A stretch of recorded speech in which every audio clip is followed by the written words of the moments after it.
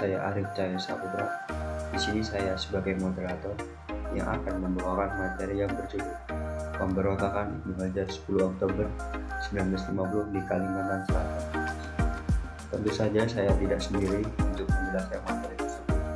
Saya dibantu oleh Mirawati sebagai pembahasan pertama.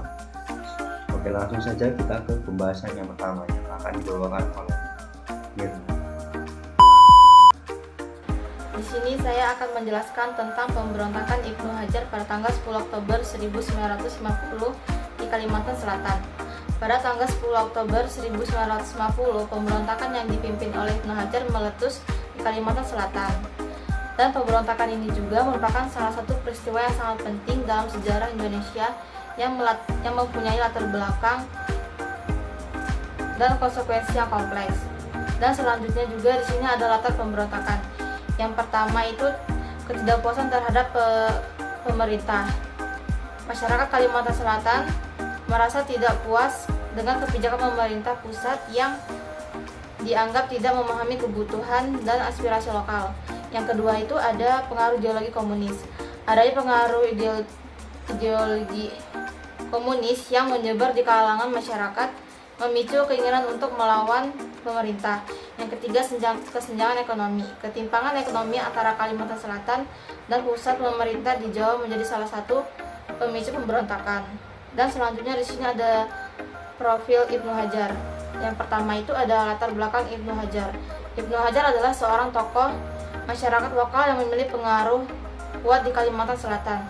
Ia juga dikenal sebagai pemimpin dan militer yang disegani. Yang kedua itu ada motivasi pemberontakan. Ibnu Hajar memimpin pemberontakan karena keinginannya untuk memperjuangkan hak-hak dan aspirasi masyarakat Kalimantan Selatan yang terabaikan oleh pemerintah pusat. Yang ketiga itu ada dukungan dan pengikut. Ibnu Hajar memiliki banyak pengikut yang royal, terutama dari kalangan masyarakat lokal yang merasa senasib dengannya. Dan selanjutnya ada juga alasan yang memicu pemberontakan. Yang pertama itu ketidakadilan ekonomi. Masyarakat Kalimantan Selatan merasa kekayaan alam mereka tidak dimanfaatkan secara adil oleh pemerintah pusat. Yang kedua, dominasi politik Jawa.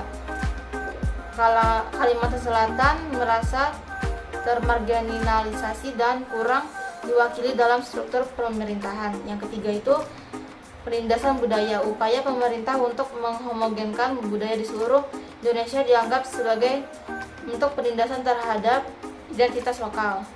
Dan yang selanjutnya, yang terakhir ada jalan pemberontakan.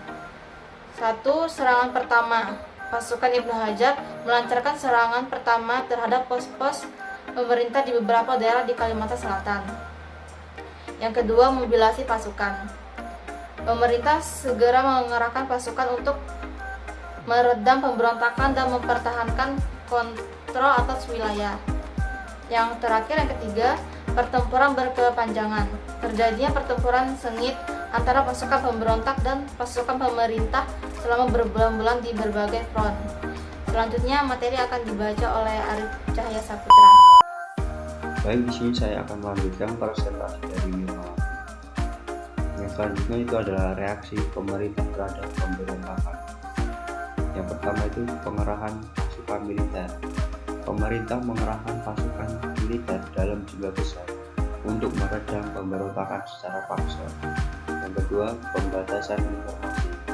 Pemerintah membatasi akses informasi dan komunikasi di Kalimantan Selatan untuk menghambat penyebaran kabar pemberontakan. Yang ketiga yaitu sanksi hukum. Pemerintah memberikan hukuman berat bagi para pemberontak yang tertangkap, termasuk hukuman mati. Yang keempat, upaya negosiasi. Di tengah-tengah tindakan represif, pemerintah juga berupaya untuk melakukan negosiasi dengan pihak pemberontak. Materi yang selanjutnya, dampak dan konsekuensi pemberontakan. Korban jiwa.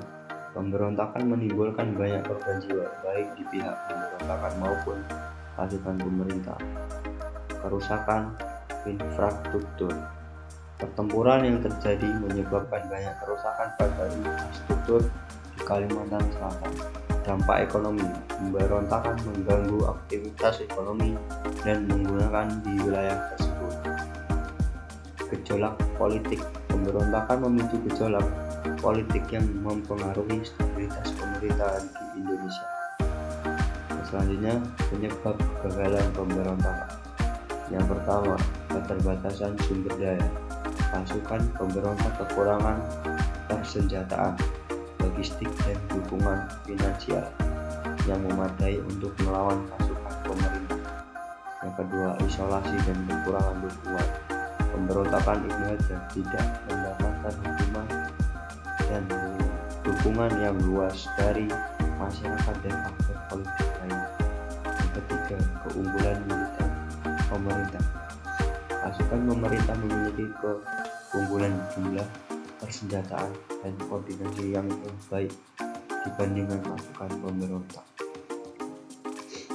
Materi selanjutnya, pembelajaran dari pemberontak Ibnu Hajar. Yang pertama, pentingnya hubungan pusat daerah.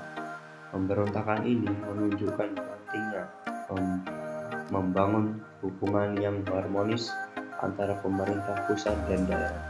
Yang kedua, kebutuhan akan keadilan sosial. Kesenjangan ekonomi dan sosial yang dirasakan masyarakat lokal harus diatasi untuk mencegah timbulnya gejolak serupa. Pengakuan terhadap keanekaragaman. Pemberontakan ini menunjukkan pentingnya penghargaan terhadap identitas dan aspirasi masyarakat lokal di seluruh Indonesia. Penutup, makna pemberontakan bagi Indonesia. Memiliki makna. Pemberontakan Ibnu Hajar menjadi bagian penting dari sejarah pemberontakan Indonesia menuju kemerdekaan dan konsolidasi sebagai sebuah negara. Peristiwa ini memperingatkan kita akan pentingnya menjaga keseimbangan antara kepentingannya pusat dan daerah, serta menghargai keberagaman budaya dan aspirasi masyarakat di seluruh wilayah Indonesia. Sekian presentasi dari kami.